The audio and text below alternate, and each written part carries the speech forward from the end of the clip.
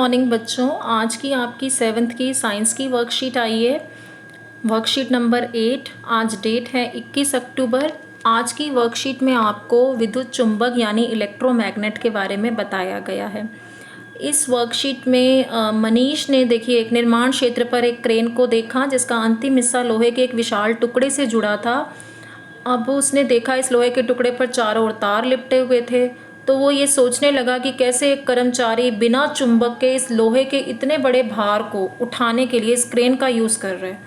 वो अपने टीचर के पास गया, उसने टीचर से भी पूछा और टीचर ने उसे बताया कि जब किसी तार से विद्युत धारा यानी करंट पास होता है तो वह तार एक चुंबक की तरह कार्य करती है, यानी मैग्नेट की तरह कार्य करती है। आपने भी बच्चों कई जगह क्रेन देखी होगी जिसका यूज़ कूड़ा उठाने के लिए किया जाता है। तो इसी तरीके से मनीष ने भी एक क्रेन को देखा। वो नोटिस कर रहा था उस क्रेन का जो अंतिम हिस्सा था उसमें एक लोहे का विशाल टुकड़ा, बड़ा टुकड़ा लगा हुआ था और उस लोहे के टुकड़े पर तार भी लिपटी हुई थी। अब जब उस लोहे के टुकड़े पर तार लिपटी हुई उसने देखी, फिर उसने देखा इसी क्रेन का जो यूज़ है लोहे के ही भार को उठाने के लिए कर्मचारी कर रहे हैं।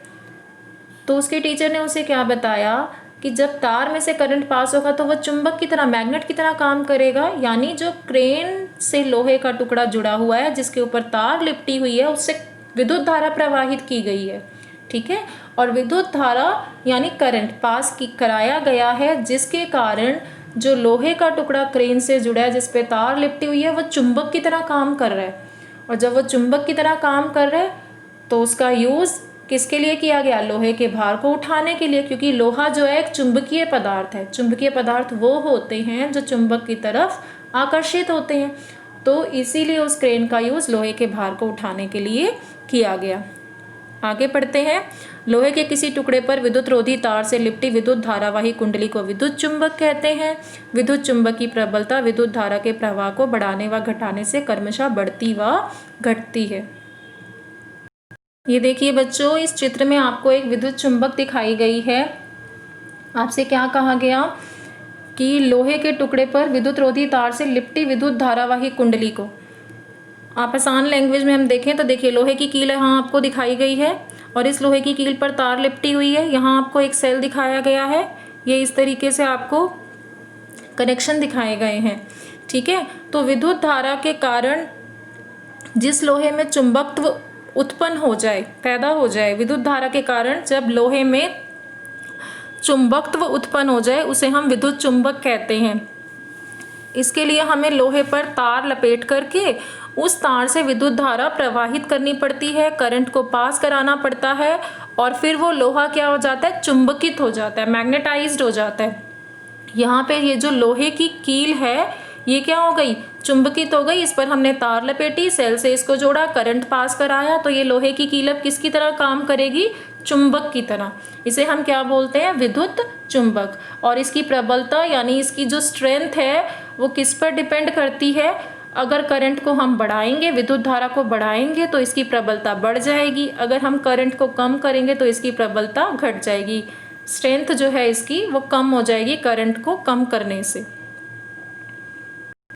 आगे आपको विद्युत घंटी के बारे में बताया गया है। इसमें लोहे के टुकड़े पर तांबे के तार की कुंडली लिपटी होती है, विद्युत चुंबक के निकट एक पत्ती लगी होती है, एक सिरे से हथौड़ा जुड़ा होता है जिसके फिर लोहे की पत्ती के समीप एक संपर्क पेच होता है। जब लोहे की पत्ती इस पेच के संपर्क में आती है तो विद्युत परिपथ पूरा होता है, कुंडली से विद्युत धारा प्रवाहित होती है जिससे ये विद्युत चुंबक बन जाती है।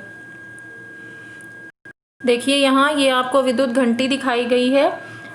तो ये जो है लोहे के टुकड़े पर जो है तार लपेटी हुई है इस तरह से।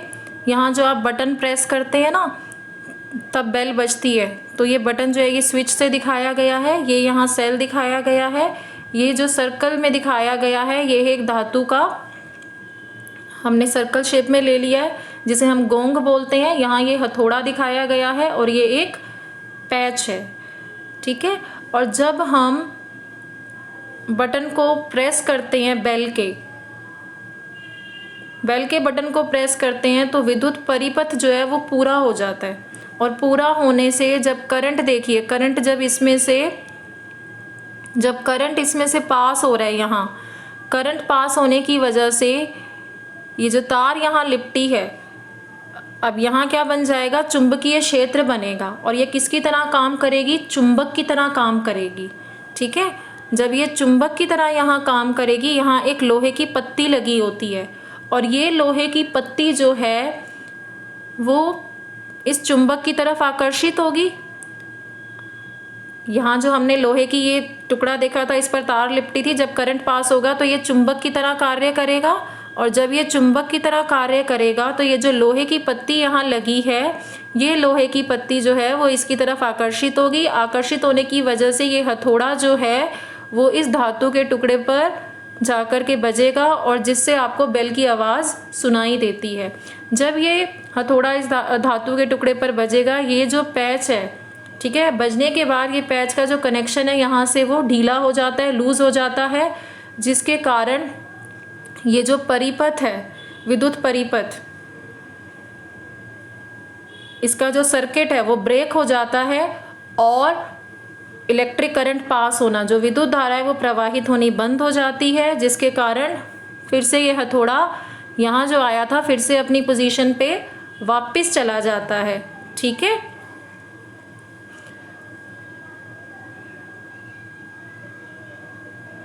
तो ये है विद्युत घंटी का कार्य। घंटी का परिपथ हमने पढ़ लिया। अब इस वर्कशीट के क्वेश्चन आंसर देखिए। क्या विद्युत चुंबक का उपयोग किसी कचरे के ढेर से प्लास्टिक को अलग करने के लिए किया जा सकता है? स्पष्ट कीजिए।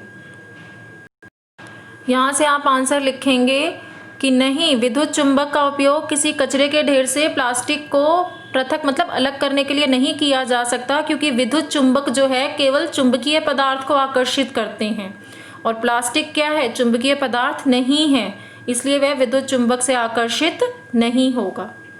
ठीक है, प्लास्टिक चुंबकीय पदार्थ नहीं है, लोहा है ना चुंबकीय पदार्थ जो चुंबक की तरफ आकर्षित होते हैं, तो प्लास्टिक को अलग हम नहीं कर सकते विद्युत चुंबक का उपयोग करके। इंग्लिश मीडियम के बच्चे यहाँ से इसका फर्स्ट आंसर लिख लेंगे। No, because plastic doesn't have magnetic property to get attracted to a magnet, hence magnet can't be used to separate plastic bags. Clear. इसका दूसरा प्रश्न है, विद्युत धारा का प्रवाह बंद करने पर विद्युत चुंबक पर क्या प्रभाव पड़ता है? तो विद्युत धारा का प्रवाह जब हम बंद कर देंगे, विद्युत चुंबक अपना चुंबकत्व खो देगा। ठीक है, अपना जो मैग्नेटिज्म है, इलेक्ट्रोमैग्नेट, वो खो देगा विद्युत इलेक्ट्रिक करंट को जब हम बंद कर देंगे। आपका प्रश्न 3 है, विद्युत घंटी में विद्युत चुंबक होता है, सत्य है या असत्य? तो ये मैंने आपको विद्युत घंटी के परिपथ में समझाया, तो इसका आंसर सत्य आएगा कि विद्युत घंटी में विद्युत चुंबक होता है। अब आप इस वर्कशीट के प्रश्न उत्तर कर लेंगे।